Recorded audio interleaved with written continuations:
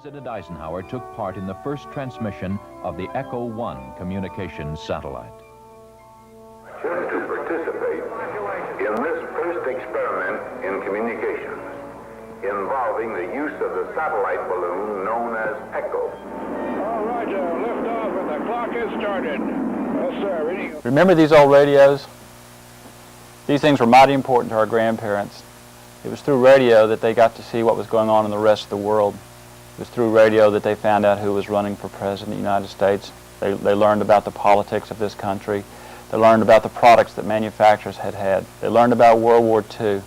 Radio was very important to our grandparents, and radio was important to most of the citizens of the world because it was through radio that these citizens found out what was really going on. Now, a lot of countries, when radio first came out, were afraid that radio would let their citizens know what was really going on. And they tried to jam radio signals and scramble the signals coming in from other countries because they did not want their citizens to learn that life was better somewhere else for fear that they might be overthrown.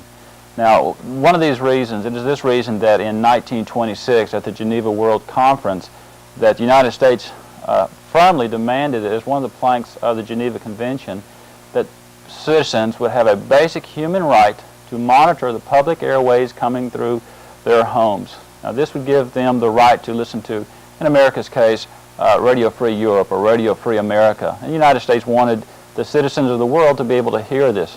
And that's why in 1932 that the President of the United States ratified the Geneva Accords. And in that Geneva Accords, it said that a citizen of this planet had the right to monitor the airways, the public airways of the signals that were there, whether they were radio or, of course, TV wasn't developed. But they talked about all types of communications.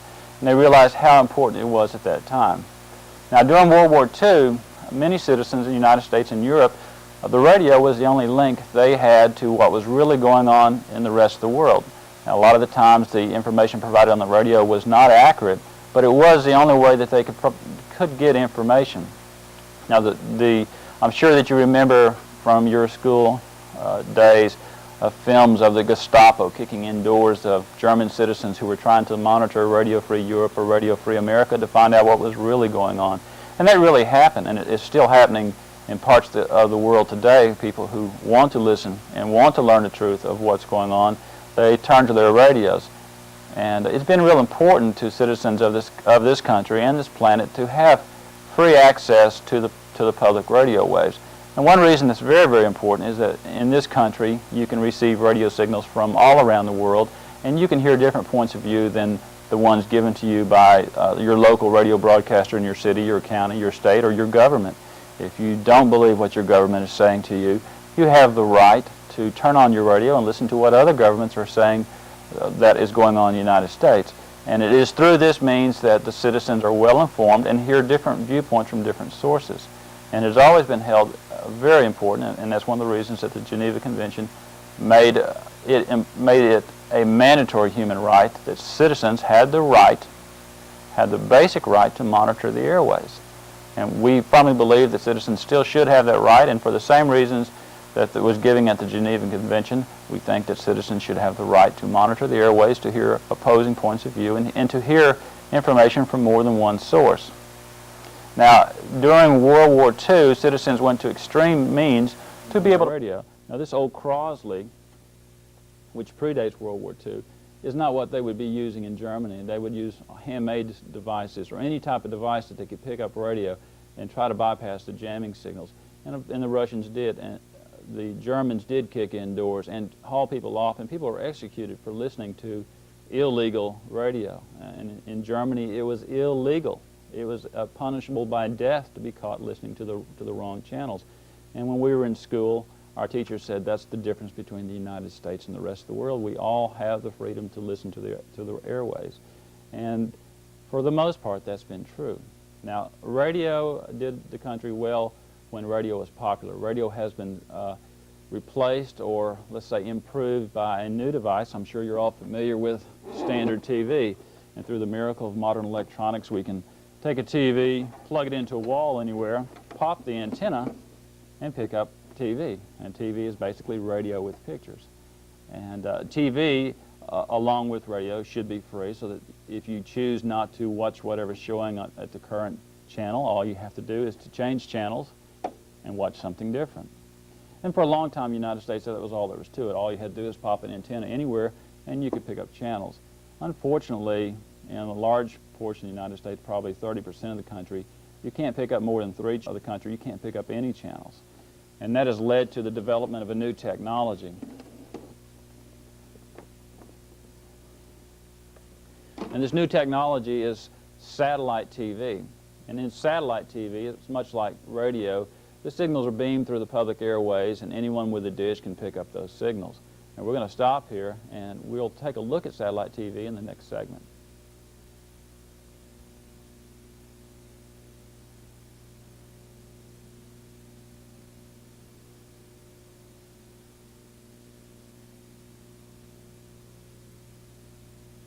You know, TV really is a miracle. It gives, it is the equivalent of radio with pictures, but it really is more. It can take you places that you've never been and allow you to see things that you didn't think you would ever be able to see. And just this last 10 years, we've seen men go to the moon. We've seen our tax dollars develop a new system to put orbiting satellites in space that allow us to receive TV from all over this planet. And the miracle of TV is really here as part of our daily lives. The average American citizen spends more hours watching TV than doing anything else. TV is more than a national pastime, it is a national obsession. But TV is something that we can learn from.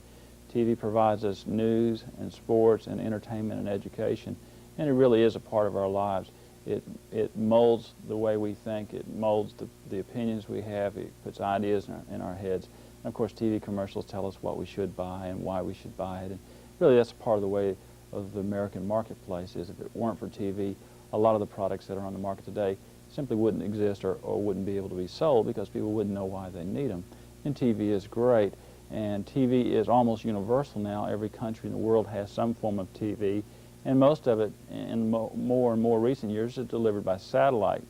Now, TV is very important to the American citizen because TV is where we get our news. And the news, as I said before, is what molds the opinions. And those opinions, in this country at least, we use as part of our democratic process to vote people in and out of office. So TV is a very powerful tool. And as such, it could tend to be corrupted because people in power might want to use that TV to continue the power they have or to use that power to promote their ideas and opinions. And we've seen just in the last 20 years other countries, the Soviet Union, where the state controls the only TV, and the state controls what is and what isn't on TV. Now, in recent months, the state-controlled TV in the Soviet Union is telling us that they are not controlling it near as much, which is a very pleasant thing to think about, but again, you have to consider the sources. But TV is very important to the people on this planet, and as such, TV should be open. I would like to be able to receive Soviet TV in the United States, just as I would like for them to see American TV in the Soviet Union, in all parts of the world. Then they could decide about our lifestyle, and we could decide about their lifestyle. But there is a problem. In the United States, in 1989, as of January 1st, you can go to jail, and you can be fined, and you can have your assets seized if you watch TV illegally.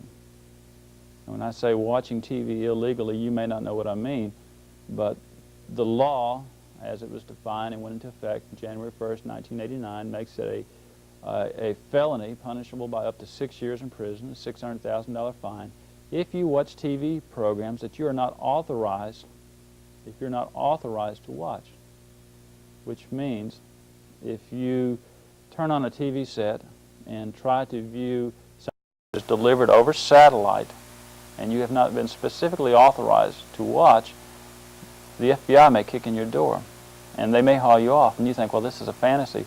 Well, the truth is the United States, in this year alone, over 200 people have had their homes raided by FBI agents, U.S. Customs agents, in search and seizure raids, and everything from TV sets to VCRs to personal computers, books, and magazines have been seized, and some of these individuals have been charged with crimes, and the prosecutors in these cases are seeking up to 45 years in imprisonment and millions of dollars of fines simply because the people are using their ingenuity to try to pick up TV that they're not allowed to watch.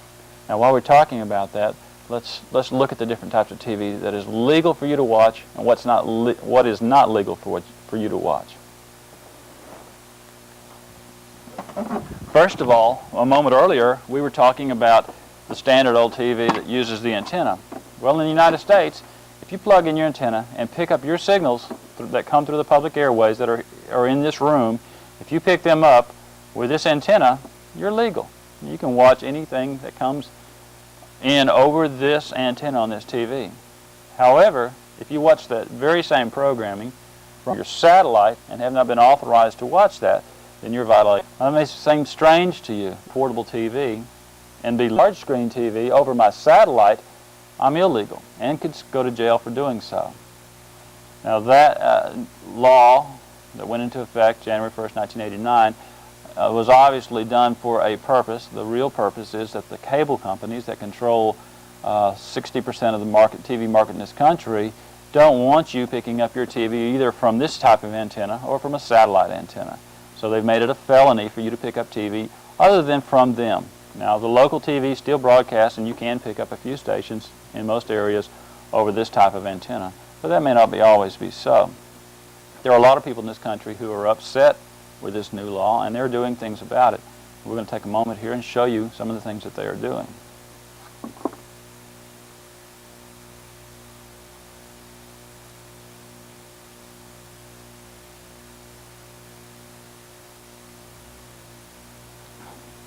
You know, we talked about the fact that it is illegal to watch TV in the United States. People were scrambling their signals. Now, the people that were scrambling the signals were primarily the government-controlled TV.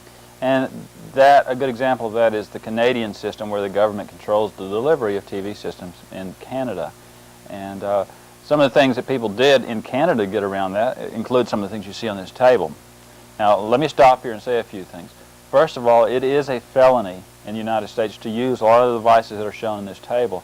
And if you use them, you stand a pretty good chance of getting caught and going to jail. And second is, I don't want to encourage anyone to use any of these devices, no matter how strongly you or I feel the fact that the public airways are scrambled and shouldn't be. It still doesn't give us the right to use any of these devices illegally. So just because I'm showing these devices doesn't mean that I recommend that you use them, nor does it mean that I encourage you to use them. I want to discourage you at this point to even consider doing anything illegal, and current federal law makes the use of several of these devices illegal.